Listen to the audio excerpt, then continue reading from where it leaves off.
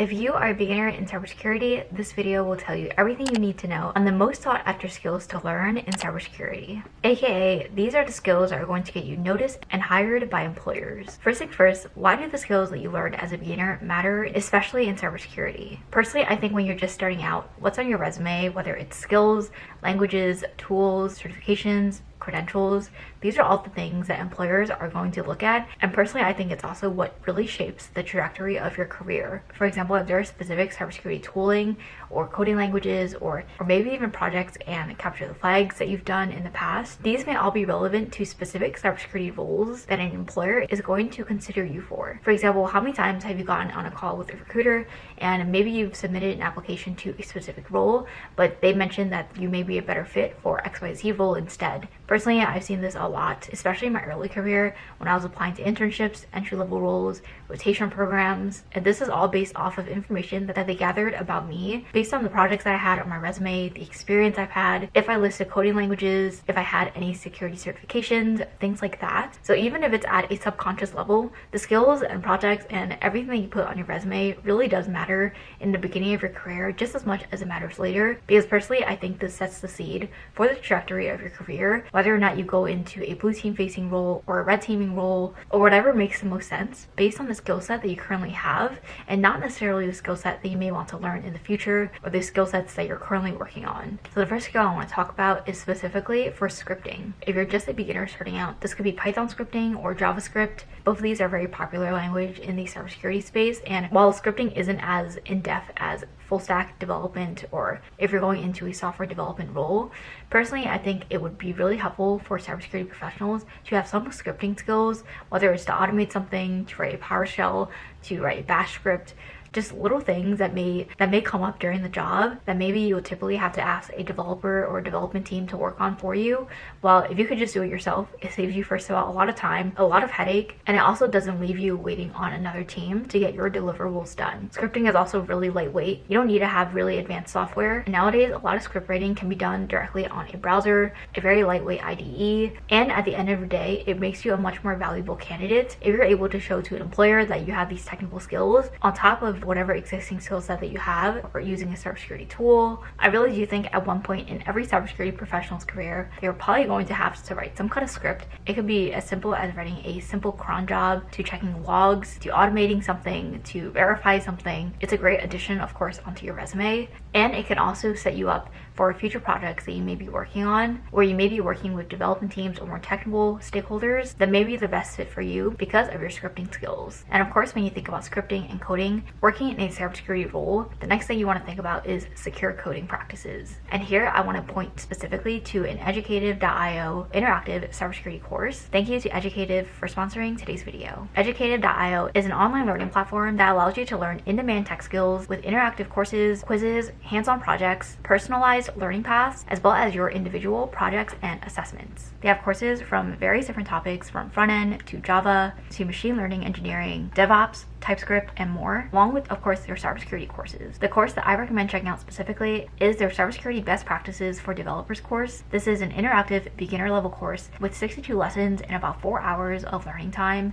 At the end of the course, you do get a certificate of completion with takeaway skills, including an understanding of security threats in modern information technology, knowledge to maintain cybersecurity, the skills to monitor, detect, and respond to cybersecurity incidents, as well as a working understanding of procedures to document in cybersecurity incidents. This course provides a comprehensive introduction to cybersecurity best practices, which is perfect for beginners in cybersecurity. And then you'll also learn how to protect data and defend your code and applications from vulnerabilities, whether it's through endpoint protection to firewalls, gateways, and proxy servers, as well as monitoring and detection alerts, and of course how to detect and respond to a threat when it does actually occur. So this really is a holistic view of what kinds of vulnerabilities are out there, what to look for, and how to know if you're impacted, and then of course what to do after you do confirm that there is an active incident. Personally, I think this is one of the most thorough introduction level cybersecurity courses I've seen, especially when it's focused on the more technical and development side, which personally I think is an area of learning that all cybersecurity professionals should be aware of, along with hands-on coding environments. Their courses are also set up to be 2 times faster than video courses, with no setup required to learn, since you'll be using their browser-based IDEs, as well as built-in assessments that help you test your skills along the way throughout the course. With more than 1.8 million learners from companies like Netflix, Meta, Apple, Google, and Amazon, this is definitely a very helpful resource for someone who is just getting started in cybersecurity and at an awesome, affordable price. And you can use my code with Sandra for 10% off at the link in my description on standard and premium subscriptions for annual and 2-year plans. And this, of course, is not only for the cybersecurity course, but also for all the courses available on their online learning platform, which includes hands-on projects, personalized learning paths, early access to new courses with courses released every single week. Thank you to Educated for sponsoring today's video, and let's get back to the rest of the topics. The next skill on this list is intrusion detection and response. So as a cybersecurity professional, in one way or another, or in one role or another, you're going to be involved with the incident response process. For example, if you join a cybersecurity team with have on-call rotations, then this is definitely a key skill to focus on, especially if you're working in a blue team role or an SOC where you're involved directly with managing and remediating incidents. By learning how to detect and respond to incidents, you can protect your organization against cyber threats, including malware, phishing attacks, and other types of cyber attacks. This, along with the fact that many organizations typically will have some kind of compliance requirement to have an incident response team or an incident response process that they follow, plus communication guidelines to customers and stakeholders who need to be aware that an incident is ongoing and what the company is doing to actually mitigate and resolve the incident. Many organizations are required to comply with industry regulations and data protection laws, which oftentimes require some kind of reference to incident response procedures, and there are even certifications for incident responders, and I guarantee this will definitely make you a huge asset to your team. Next up is security controls and frameworks. So right off the bat, most companies, finance, healthcare, education,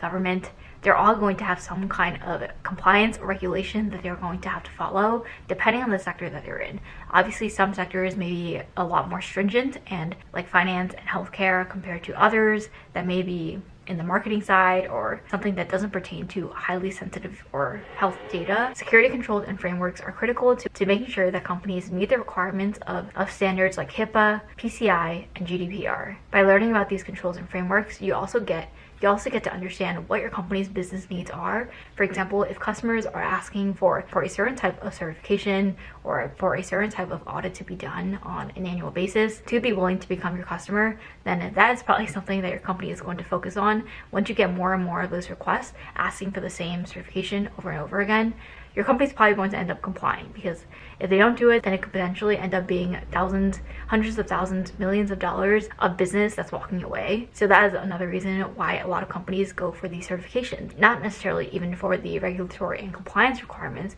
but also because the customers want them. And I guarantee if you're a SaaS company or some kind of company that provides a software offer, an infrastructure offer, some kind of technical offer,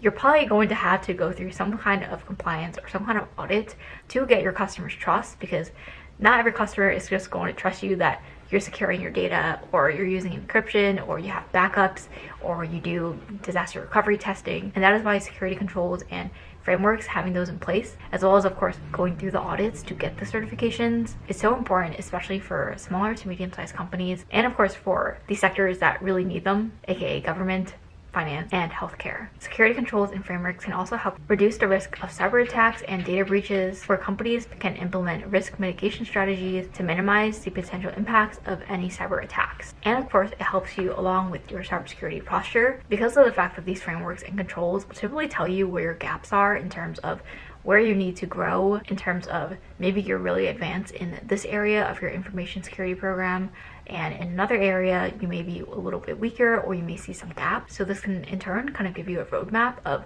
where your team, where your company can go in terms of cybersecurity growth and improving your cybersecurity posture. Next up is threat knowledge and intelligence. Threat intelligence is critical for identifying and detecting threats before they actually become critical. This helps you stay informed about emerging threats, taking proactive measures to protect your company and individuals in your companies. It can also help inform incident response plans and allow teams to make quick and effective responses to security incidents, as well as protection against APTs or advanced persistent threats, and zero zero-day exploits, which typically require a deeper knowledge of what the attacker's motives are, as well as their techniques. Companies can use threat intelligence as a competitive advantage as part of their cybersecurity strategy to be better equipped to identify and mitigate threats when they happen, plus the fact that many companies are specifically hiring for roles in cyber threat intelligence, especially in areas where these companies are heavily targeted by advanced threats like APTs. Threat intelligence, in a nutshell, is essentially just knowledge that allows you to prevent or mitigate cybersecurity attacks. For example, if there is a security incident, who is attacking you, what their motives are, what technologies, tools, or techniques are they using, as well as how to mitigate an attack, as well as what IOCs or indicators of compromise to look for in your system. There are lots of threat intelligence tools, including OSINT tools, which are open source intelligence tools, and because they're open source, they are free to use, so I highly recommend checking them out if you're a beginner just getting started in cybersecurity and interested in this area, because I do agree there's some really interesting stuff out there for threat intelligence. And last but not least on this list of skills that are highly sought after in cybersecurity is cloud security. So this is exactly what it sounds like, securing cloud infrastructure. This could be for a company's private cloud, aka cloud service that a company spins up for themselves, but this is typically going to be only for very large companies who have the financial means and the technical means, the resource means to be able to spin that up. But many companies are typically going to go for a public cloud, which is a cloud infrastructure hosted by one of the big cloud providers, aka AWS, Google Cloud Platform, Azure, etc. One of the biggest concerns of companies when moving to the cloud, whether they have their own private cloud or they have a public cloud, or if you're doing some kind of hybrid, their main concern is really around the security of the data that they're putting into the cloud and what compliance and regulatory bodies are going to be relevant and come into play when they put that data into a cloud, because that definitely does change a lot of different things depending on what kinds of SLAs and agreements and contracts that you have with your customers, which likely then will have to be updated based on where their data is now hosted. One big reason for this growth is the fact that cloud adoption is definitely growing. You'll see more and more companies, especially smaller to medium-sized companies, choosing to use a cloud platform over having their own data center because data centers are very expensive to maintain and upkeep, and using a public cloud can typically be more cost effective compared to, again, hosting your own physical data center. Cloud services can be really cost effective, but without proper security controls in place, it can also lead to unexpected expenses when it comes to data breaches, compliance fines, and reputational damage. So in terms of picking up some knowledge on the foundations of a cloud platform, I would highly recommend getting started with one of them, preferably a popular one like AWS or Azure, and understanding what their capabilities are, what their security features are, what controls are in place, what kinds of security controls that they have, what their default settings are or out-of-the-box settings are for a typical customer instance, and how you can customize that to your company's specific needs and security requests. Alright, so that is it for this video. Hopefully this was helpful to you guys and gave you some insight into skills to learn that can really help in your career as you grow in cybersecurity. Don't forget to check out Educative to be able to learn even more valuable skills in cybersecurity, and you can use my code with Sandra for 10% off your standard or premium annual or 2-year subscriptions. Thank you guys so much for watching, and if you like this video, please give it a thumbs up, subscribe, and turn on post notifications. I post videos every Wednesdays and Sundays at 12 p.m. and hopefully I'll see you guys in my next video. Bye!